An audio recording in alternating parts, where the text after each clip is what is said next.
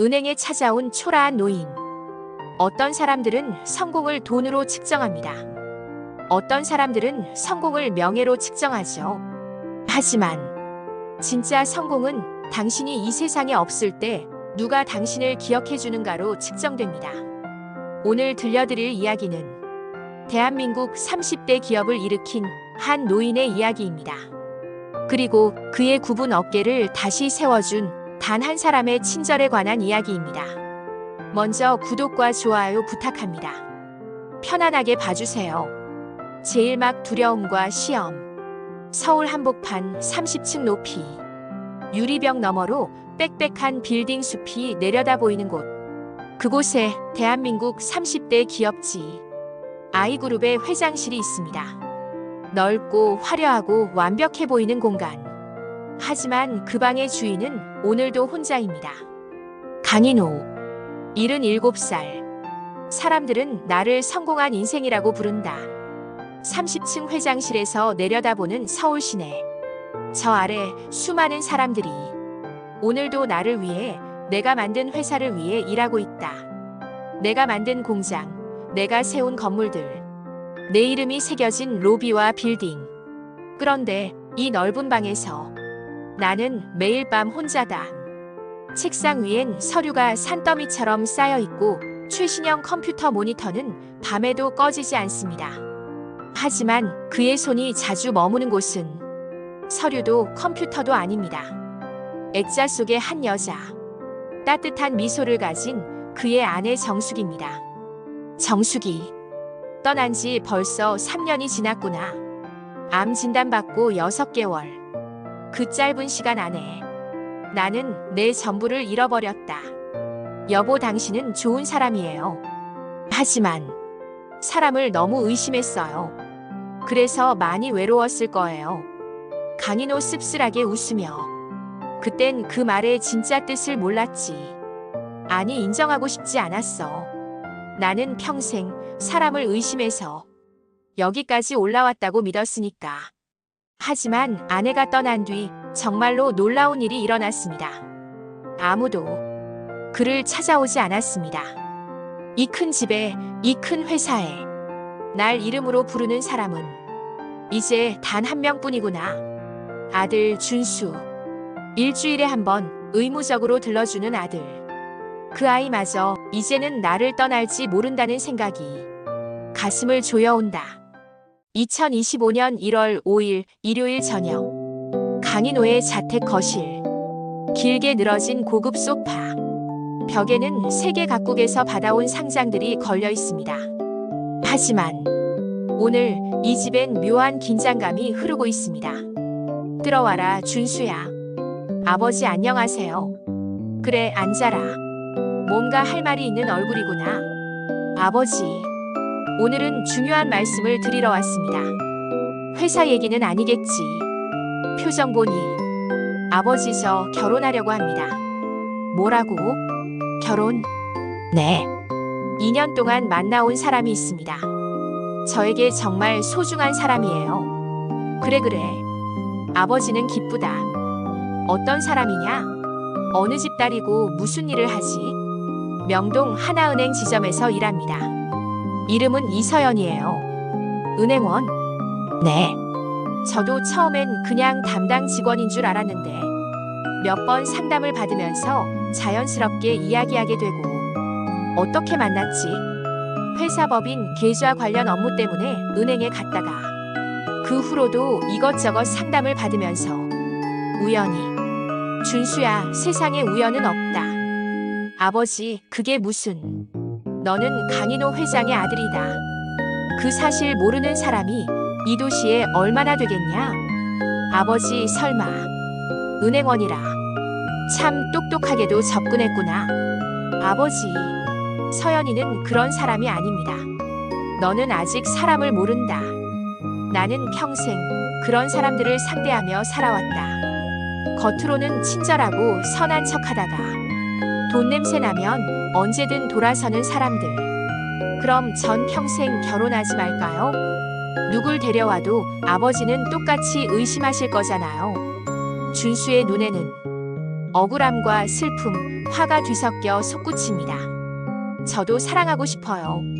제 인생을 살고 싶다고요. 사랑은 몇 년 지나면 식는 감정이다. 남는 건 현실, 돈, 책임뿐이야. 그렇게 생각하시니까 아버지 옆에 아무도 없는 거예요. 아들이 나가고 난 뒤 나는 소파에 주저앉았다. 손이 떨렸다. 사실 정말 두려웠던 건 그 여자가 나쁜 사람일 가능성이 아니었다. 내가 더 두려웠던 건 아들마저 이 여자를 따라 나를 떠나버릴까 봐였다. 그리고 그때 잊고 지냈던 아내의 마지막 말이 떠올랐습니다. 당신은 사람을 너무 의심했어요. 그래서 외로웠을 거예요. 그날 밤 강인호는 좀처럼 잠들지 못했습니다. 벽시계 초침 소리가 거실 전체를 울릴 만큼 조용한 밤. 평생 동안 나는 사람을 평가하는 일로 성공했다. 이 사람은 투자해도 되는 사람인가? 이 사람은 함께 가도 되는 사람인가? 숱한 계약, 숱한 배신. 그 속에서 살아남으려면 의심은 선택이 아니라 습관이 된다. 그런데 정숙이 옳았던 걸까? 어쩌면 사람을 보는 내 눈이 어느새 망가진 건 아닐까? 그렇다면 확인해 봐야 한다. 아들이 사랑한다는 그 여자, 이서연. 그 사람이 내 돈, 내 이름, 내 지위를 모른 채로도 사람을 사람으로 대할 수 있는지. 박비서, 네 회장님. 아직 안 주무셨습니까? 내일 아침 9시 나를 명동 하나은행에 데려다 줘. 은행 업무라면 제가 대신. 아니다. 내가 직접 가야 하는 일이다. 그는 평생 기업인으로서 한 번도 하지 않았던 일을 처음으로 결심했습니다. 자신을 감추고 초라한 노인이 되어 아들의 연인을 시험해보기로 한 것입니다. 1월 10일 월요일 아침 8시 강인호의 드레스룸. 수십 벌의 맞춤 정장, 명품 구두들 사이에 오늘의 의상이 걸려 있습니다. 더 낡은 옷은 없나? 회장님, 창고에 있던 거라면 이 코트가 가장 낡습니다. 20년은 된 것 같습니다. 좋군. 어깨가 축 처진 게 딱 노인 같아. 회장님, 정말 이러셔야 합니까? 혹시라도 누가 알아보면. 걱정 마. 사람들은 비싼 옷과 비싼 시계엔 민감하지만 초라한 사람은 제대로 쳐다보지도 않는다. 이 안경은 어떠십니까? 도수가 낮아서 스크래치 많이 난 걸로 줘. 안경 아래 금 간 거. 해진 코트, 달아빠진 운동화, 주름 가득한 모조 지갑. 그리고 손에 쥔 낡아빠진 종이봉투 한 장. 누가 봐도 노숙자에 가까운 노인이군. 이상하네. 정장과 넥타이를 벗고 나니 오히려 이게 내 진짜 모습처럼 느껴지는 건 화려한 갑옷 뒤에 숨겨두었던 텅 빈 껍데기. 그 껍데기가 이 초라한 모습과 닮아있다는 생각이 들었다. 오전 9시 30분 명동 하나은행 지점 앞. 출근길 인파가 한꺼번에 몰려나오는 시간. 손님들이 업무 시작을 기다리며 줄을 서 있습니다. 바람이 매섭군. 하지만 내 마음이 더 차갑다. 손에 든 이 종이봉투 안엔 딱 50만 원이 들어있다. 내 삶의 자산은 수천억에 달하지만 오늘 나는 그 사실을 완전히 지우고 들어갈 것이다. 문을 여는 순간 따뜻한 난방 바람이 얼굴을 감쌉니다. 하지만 사람들의 시선은 그보다 훨씬 차갑습니다. 저 사람 뭐야? 노숙자인가? 왜 은행에 들어와? 경비는 뭐해? 저런 분은 밖에서 정리하지. 강인호는 아무 말 없이 고개를 숙이고 대기 의자 쪽으로 걸어갑니다. 그의 옆에 앉아있던 젊은 여성이 얼굴을 찌푸리며 자리에서 벌떡 일어납니다. 아, 진짜 왜 이렇게 냄새가? 죄송합니다. 제가 다른 데로. 여기는 은행이에요. 복지관이 아니고요. 실제로는 냄새가 나지 않았습니다. 그는 아침에 샤워를 했고 비록 낡긴 했지만 깨끗이 세탁된 코트를 입고 있었습니다. 하지만 중요한 건 사실이 아니었습니다. 사람들은 자기가 보고 싶은 것만 보니까요. 저런 분 왜 안 막았대? 민원 들어오면 또 우리만 욕먹지 하. 어르신 어디 불편하신 건 아니죠? 여기서 잠깐만 계시고 용무 끝나시면 바로 나가주셔야. 예, 알겠습니다. 잠깐 통장만 만들고 그는 종이봉투를 꼭 쥐었습니다. 77회를 살았지만 이렇게까지 작은 존재가 된 느낌은 처음이었습니다. 아니, 처음은 아니었습니다. 어릴 적 가난했던 시절 새 옷을 입은 친구들 사이에서 누더기 옷을 입고 서 있던 소년 강인호. 야, 너 우리랑 안 어울려. 저리 가. 냄새나. 나도 같이 있고 싶은데. 어서 오세요, 고객님. 고개를 드는 순간 한 여성이 눈에 들어왔습니다. 단정한 다크 브라운 머리, 깔끔한 정장 차림. 이름표엔 이렇게 적혀 있습니다. 이서연 창구 담당. 추운 날씨에 오시느라 고생 많으셨어요. 어떻게 도와드릴까요? 저 통장을 하나 만들고 싶은데요. 네, 물론이죠. 이쪽으로 오세요. 제가 도와드릴게요. 여기 편하게 앉으세요. 손이 많이 시리시죠? 잠깐만요. 그녀는 비웃지도 않았습니다. 경계하지도 않았습니다. 눈살을 찌푸리지도 않았습니다. 그저 한 사람을 대하듯 눈을 마주치고 웃었습니다. 손이 많이 떨려서 글씨를 잘 못 쓸 것 같아요. 괜찮아요. 천천히 하시면 돼요. 제가 옆에서 도와드릴게요. 그 말에 강인호의 마음 한쪽이 조용히 흔들렸습니다. 아내 정숙이 늘 하던 말과 닮아 있었기 때문입니다. 괜찮아요. 천천히 해요, 여보. 먼저 신분증 확인을 도와드릴게요. 신분증 가지고 오셨나요? 예, 아마 여기. 눈이 잘 안 보여서 어디에 넣었는지. 괜찮아요. 제가 한번 볼까요? 손 괜찮으시면 이쪽으로. 아, 여기 있네요. 김영수님 맞으시죠? 김영수. 이 시험을 위해 준비한 가짜 이름. 예, 맞아요. 김영수. 반갑습니다, 김영수님. 여기 성함 적으시고 밑에 서명해 주시면 됩니다. 떨리는 손, 삐뚤삐뚤한 글씨, 서류는 깔끔한 인쇄물 위에 어울리지 않는 낡은 손글씨로 채워져 갑니다. 죄송합니다. 글씨가 엉망이라. 아니에요, 전혀요. 김영수님이 직접 쓰신 게 중요하죠. 손이 자꾸 미끄러져서. 그럼 제가 손을 살짝 잡아드릴까요? 이렇게 잡고 쓰시면 조금 덜 떨리실 거예요. 그녀가 그의 손 위에 조심스럽게 손을 포개 올립니다. 77년을 살아오며 이렇게 따뜻하게 자신의 손을 잡아준 사람은 아내 정숙뿐이었습니다. 아내가 떠난 뒤로는 누구와도 손을 잡지 않았습니다. 그런데 지금 낯선 은행원이 그의 손을 향해 따뜻한 온기를 건네고 있습니다. 서연 씨. 네, 팀장님. VIP 고객 오늘 10시에 오시지? 준비는 다 됐고. 네, 준비해둔 자료는 있는데요. 지금 김영수님 업무를 진행하고 있어서 이런 손님은 빨리 끝내. VIP 오시기 전에 정리 좀 하고. 이런 손님. 그 한마디가 강인호의 가슴에 칼처럼 꽂힙니다. 그래. 나는 지금 이런 손님이지. 평생 VIP 대접만 받고 살아오다가 처음으로 정리해야 할 대상이 되었구나. 팀장님, 이분도 고객이십니다. 그건 나도 알아. 근데 우선순위라는 게 있잖아. 지금 창구에 다른 손님들도 줄 서 계시고. 네. 그래서 더더욱 먼저 오신 순서대로 도와드려야 한다고 생각합니다. 서연 씨, 세상 그렇게 단순하지 않아. VIP 한 분이 우리 지점에 가져다주는 이익이 얼만지 알지? 알고 있습니다. 하지만 VIP보다 덜 소중한 고객은 없다고 배웠습니다. 어우, 서연 씨 세다. 팀장님 화나겠네.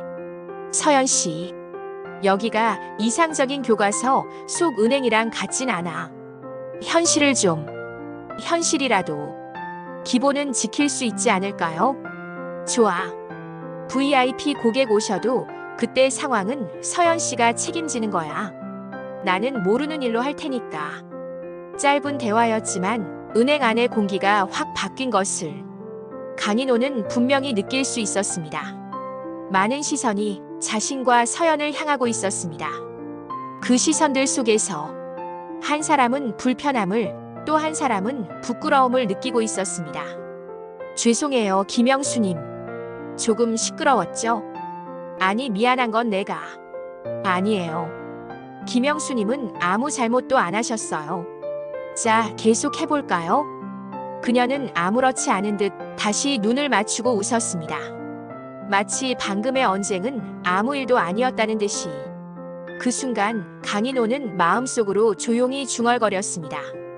강인호는 속으로 이 여자는 내가 생각했던 그런 사람과 다르다. 서류 작성은 생각보다 오래 걸렸습니다. 떨리는 손, 삐뚤어진 글씨. 하지만 단 한 번도 서연은 짜증을 내지 않았습니다. 그리고 잠시 후 그녀가 꺼낸 한 잔의 차가 모든 것을 바꾸기 시작합니다. 제2막 유자차와 진실. 김영수님, 손이 너무 시려 보이세요. 잠깐만 여기서 잠시만 기다려주세요. 안호는 속으로 서랍에서 뭘 꺼내는 거지? 이거 제가 매일 들고 다니는 유자차예요. 겨울에 손이 시려서요. 조금만 드셔보실래요? 아이고, 나 같은 사람한테 이렇게까지. 서연은 웃으면 나 같은 사람이 어디 있어요. 여기 오신 분은 다 제 고객이신걸요. 조심하세요. 조금 뜨거울 수 있어요. 종이컵에 따라지는 노란빛의 유자차. 김이 모락모락 올라오며 달콤한 향기가 은행 안의 차가운 공기를 조금씩 밀어냅니다. 조심스럽게 한 모금 마시고 멈칫. 혀끝에 닿는 달콤 쌉쌀한 맛. 목을 타고 내려가 가슴 깊은 곳까지 따뜻하게 번지는 그 감각. 그 순간 오래전 기억의 문이 열립니다. 안호가 젊은을 때를 생각한다. 여보, 유자차 탔어요. 손 시리죠? 오늘도 야근인데 괜찮겠어? 괜찮아요. 당신이 이렇게 열심히 하는데 제가 이 정도도 못 해주겠어요. 1980년대 처음 회사를 시작할 때 그들은 가진 게 많지 않았습니다. 좁은 월세방, 낡은 책상 하나, 전화기 하나. 하지만 어느 겨울 손이 얼 정도로 추운 사무실에서 정숙은 늘 같은 말을 했습니다. 걱정 마요. 우리 같이 이겨낼 수 있어요. 현재로 다시 돌아와서 강인호는 눈가가 젖어가며 오랜만에 마셔보네요. 서연은 걱정스러운 목소리. 괜찮으세요, 김영수님? 눈물이. 강인호는 이게 그냥 차가 아니어서요. 옛날 생각이 나서. 그의 눈가에 맺힌 눈물. 그 눈물을 보고도 서연은 결코 당황하지 않습니다. 서연은 부드러운 말로 많이 외로우셨나 봐요. 강인호는 목 메인 목소리로 고맙습니다. 나 같은 사람한테도 나 같은 사람이라는 말. 저는 별로 안 좋아해요. 왜요? 사람을 위아래로 나누는 말 같아서요. 사람은 그냥 사람이지 이런 사람, 저런 사람 나눌 수 있다고 생각하지 않거든요. 그 말이 강인호의 가슴 깊은 곳을 강하게 두드립니다. 의심과 경계로 쌓아 올렸던 벽이 조금씩 금이 가는 소리가 들리는 것 같습니다. 유자차의 향기를 따라 기억은 더 깊은 곳으로 흘러갑니다. 대표님, 이번 계약은 무조건 해내야 합니다. 이거 하나만 성사되면 우리 회사 숨 좀 돌립니다. 강 대표, 우리가 언제 당신 배신한 적 있어? 믿어. 같이 가자니까. 그렇게 시작된 동업. 하지만 몇 달 뒤 강 대표, 미안하네. 우리가 더 좋은 조건을 제시받아서 말이야. 사업이라는 게 다 그렇지 않나? 뭐라고? 그럼 우린 각자 길을 가는 거지. 괜히 감정 섞지 말자고. 친구들에게 빌려줬던 돈도 돌아오지 않았습니다. 인호야, 우리 오랜 친구잖아. 한 번만 도와줘. 나 다시 일어서면 제일 먼저 갚을게. 전화는 점점 받지 않는 시간이 늘어가고 결국 끊겨버렸습니다. 그래서 난 배웠다. 사람을 믿지 말라고. 돈은 사람을 쉽게 바꿔버린다고. 그렇게 조심하고 또 조심하다 보니 모든 인간관계가 계약서처럼 보이기 시작했다. 누가 나에게 이익을 줄 수 있는지, 누가 나를 배신할 가능성이 있는지, 그리고 가장 소중한 사람의 마음까지도 결국 놓쳐버렸다. 회상 정숙의 병상. 여보, 그래, 나왔어. 조금만 버텨. 좋은 의사도 알아보고. 괜찮아요. 이제 조금 쉬고 싶어요. 무슨 소리야? 아직 시간이. 여보, 당신은 좋은 사람이에요. 그런 말 하지 마. 근데 사람을 너무 의심했어요. 그래서 많이 외로웠을 거예요. 준수, 잘 부탁해요. 그 아이는 당신보다 더 따뜻한 아이예요. 심장 박동기 소리가 점점 느려졌다. 김영수님, 이제 거의 끝났어요. 조금만 더 하시면 됩니다. 그래요. 덕분에 따뜻해졌어요. 손도 마음도. 오셨다. VIP 고객님이야. 준비. 문이 열리자 한 중년 남성이 수행 비서와 함께 당당한 발걸음으로 들어옵니다. 고급 수트, 반짝이는 구두, 명품 시계. 그 뒤로 은행장이 직접 달려옵니다. 안녕하십니까? 아, 회장님. 직접 방문해 주시다니 영광입니다. 서연 씨, VIP 고객님 오셨어요. 네, 알고 있습니다. 조금만 기다려 주시면. 팀장는 톱니가 끊긴 듯한 목소리로. 지금 뭐 하는 거예요? VIP 고객님 모셔야죠. 괜찮습니다. 난 나중에 해도. 아니에요, 김영수님. 먼저 오신 순서대로 하는 게 맞아요. 서연 씨, 제 말이 그 말이 아니잖. 괜찮습니다. 저는 기다릴 수 있습니다. 먼저 오신 분 업무 마무리하시죠. 아, 아닙니다, 회장님. 직접 이렇게까지. 아니, 저런 직원을 가진 은행이 오히려 더 믿음직스럽지 않습니까? 그 한마디에 은행 안의 기류가 다시 바뀝니다. 나중에 저도 저분처럼 친절한 상담을 받아보고 싶군요. 감사합니다. 김영수님, 우리도 마무리해볼까요? 돈 많은 사람들 사이에 서 있어도 이 여자는 흔들리지 않는다. 이건 연기가 아니다. 진짜다. 30여 분 뒤 드디어 통장은 완성됩니다. 자, 김영수님. 여기가 새로 만든 통장이고요. 이건 오늘 입금하신 50만 원 영수증이에요. 고맙습니다, 정말. 제가 할 일을 했을 뿐이에요. 아니요. 오늘 당신은 통장 하나만 만든 게 아니에요. 네. 한 노인의 마음도 같이 살려줬어요. 그는 깊이 허리를 굽혀 인사합니다. 낡은 코트 자락이 바닥에 닿을 만큼. 서연은 손살에 치며. 아니에요, 그러지 마세요. 저 너무 부끄러워요. 혹시 왜 이런 일을 하냐고 물어봐도 되겠습니까? 사람 상대하는 일이 쉽지는 않을 텐데. 글쎄요. 아마 엄마 때문인 것 같아요. 어머니? 네. 언젠가 기회가 되면 말씀드릴게요. 그 말은 아직 열리지 않은 서랍처럼 조용히 닫힌 채 강인호의 마음속에 남습니다. 은행을 나선 그는 밖에서 기다리고 있던 차에 탑니다. 회장님, 어떠셨습니까? 박비서. 네, 회장님. 사람을 찾았네. 예? 진짜 사람을. 하지만 강인호는 아직 모릅니다. 이 이야기의 진짜 시작은 이제부터라는 것을. 그리고 서연에게도 아직 꺼내지 않은 아픈 과거의 이야기가 있다는 것을. 제3막 초대장과 진짜 진실. 3일 후. 아이그룹 회장실. 박비서, 준비는 다 됐나? 네, 회장님. 호텔 연회장 예약 완료했고 주요 임직원, 파트너, 언론사까지 초대장 발송했습니다. 이서연 씨에게도. 네. 다만 회장님께서 말씀하신 대로 보내는 사람 이름은 밝히지 않았습니다. 익명 초대장 형식으로 전달됐습니다. 좋아. 준수는 뭐라 하던가. 도련님께는 따로 말씀드렸습니다. 꼭 참석하신다고 했습니다. 다만 많이 놀라신 듯 했습니다. 사람을 시험하는 건 틀린 일일지도 모르지. 하지만 이번만큼은 단순한 시험이 아니다. 이번엔 내가 내린 잘못된 판단을 받아들일 준비를 하는 자리다. 같은 날 저녁, 반지하 원룸 서연의 자취방. 좁은 방 한가운데 작은 책상 위에 초대장이 놓여 있습니다.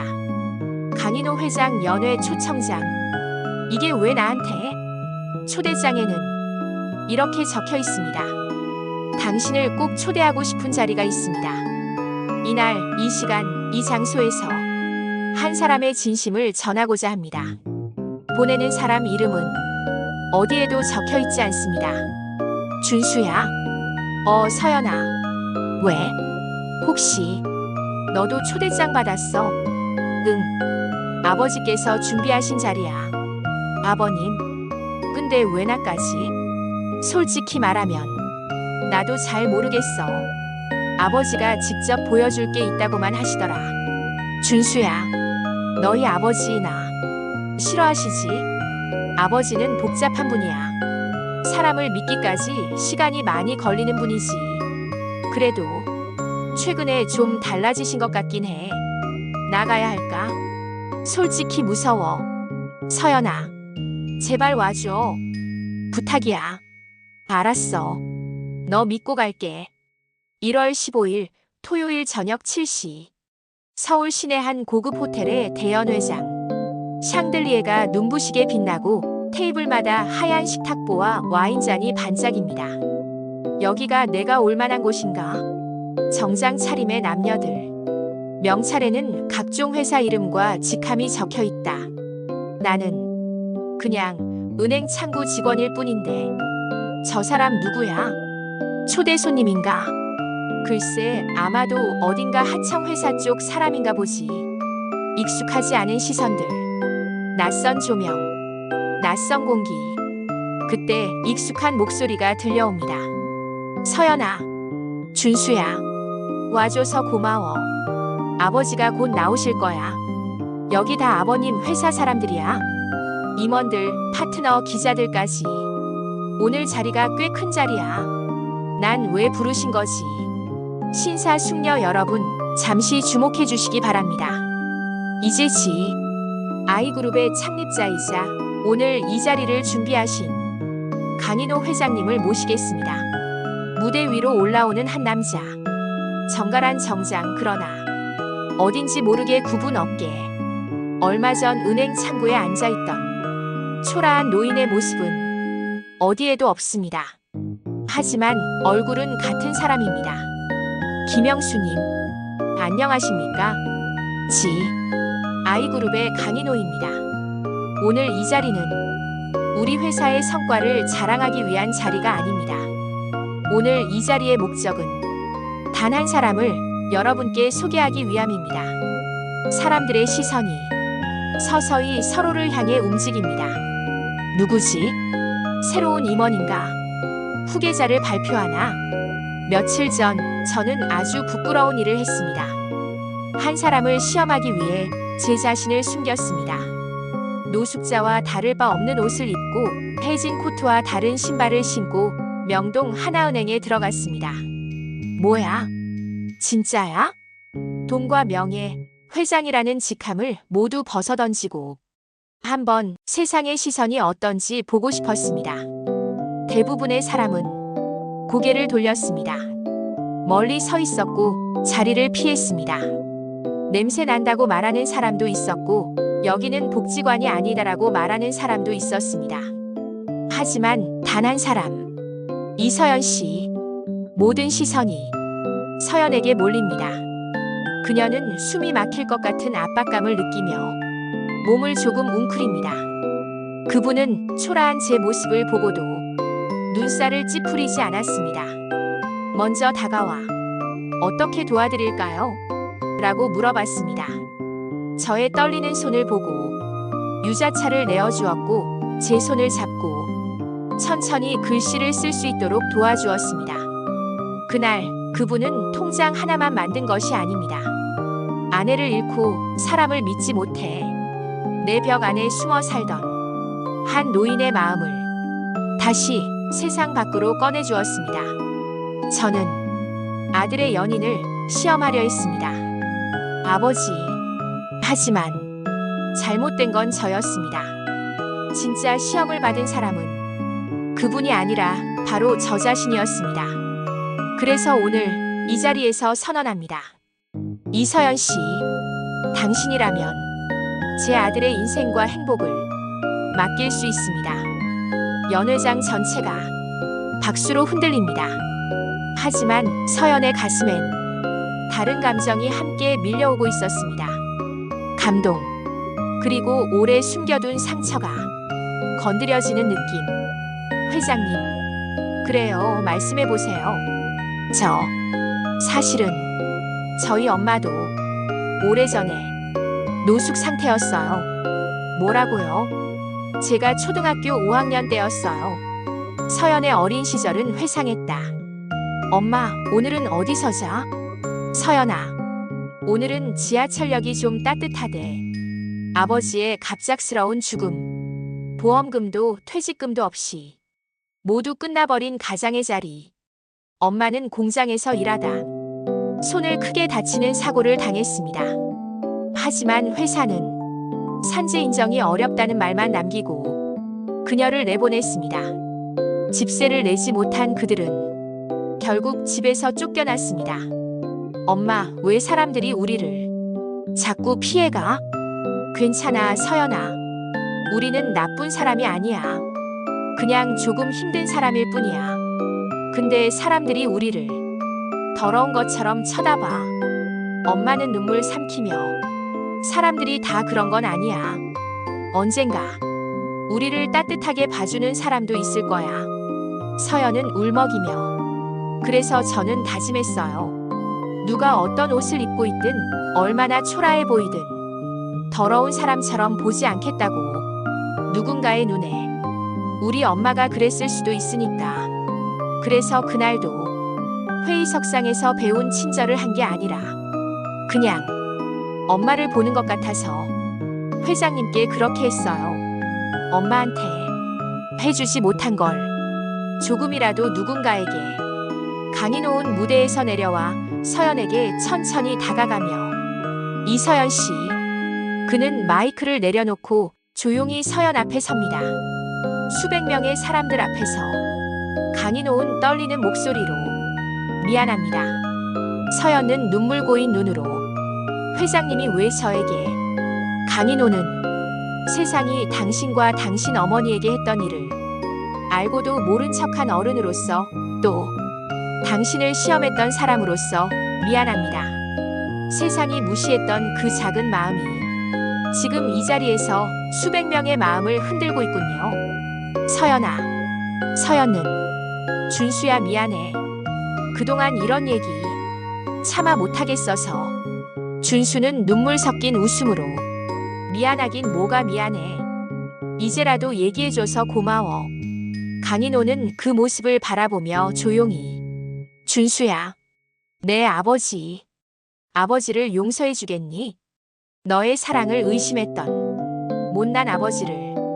준수는 울먹이며 아버지도 많이 외로우셨죠. 저도 아버지를 너무 쉽게 판단했던 것 같아요. 그날 밤 화려한 연회장 한가운데서 가장 초라했던 세 사람의 눈물이 가장 눈부신 빛을 냈습니다. 에필로그. 봄날의 벤치. 3개월 후 봄이 찾아온 4월. 명동 하나은행 지점 앞 작은 벤치. 강인호는 요즘 나는 일주일에 2번 이 벤치에 앉는다. 회사 회의도 줄이고 접대도 줄이고 대신 이 시간을 늘렸다.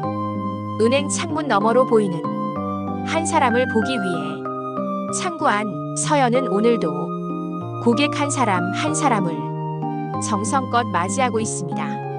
복잡한 상품 설명도 노인들의 떨리는 손도 짜증내는 손님도 한결같이 대합니다. 서연은 퇴근하면서 놀란다. 아버님.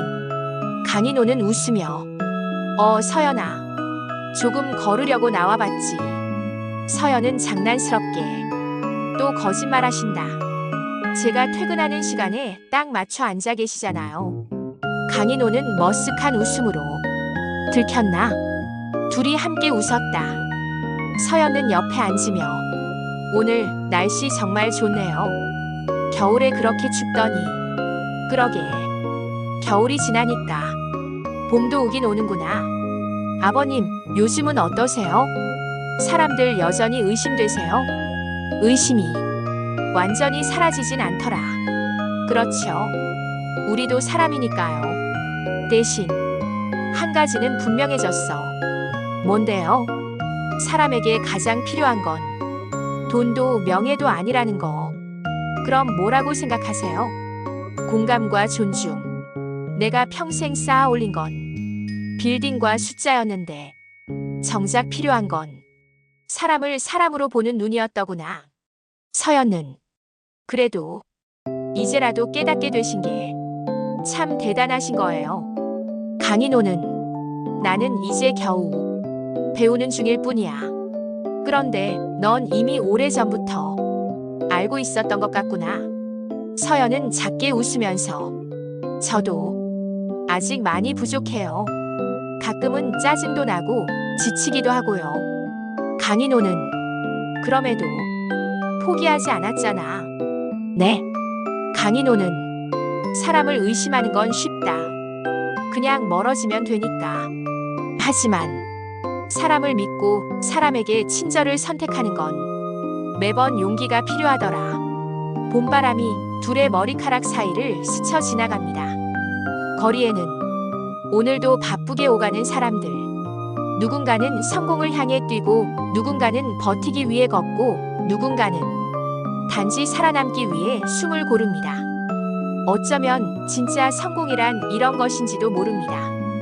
당신이 이룬 업적이나 당신이 쌓아 올린 재산이 아니라 당신이 없는 자리에서 누군가가 당신을 떠올리며 미소를 짓게 되는 것. 하루의 피로를 안고 은행 창구에 앉은 서연. 그 앞에 앉은 한 노인을 향해 따뜻한 유자차 한 잔을 내밀었던 그날처럼 우리가 지나가는 사람 한 명을 어떻게 대하는가. 그 작은 선택이 누군가의 인생을 구원할 수도 있습니다. 그리고 어쩌면 그 선택은 가장 먼저 나 자신을 구원하고 있는 것인지도 모릅니다. 지금까지 오디오북 은행에 찾아온 초라한 노인 함께 해주셔서 감사합니다. 이 이야기가 당신의 마음에 작은 위로와 울림이 되었다면 구독과 좋아요 그리고 따뜻한 댓글도 부탁드립니다.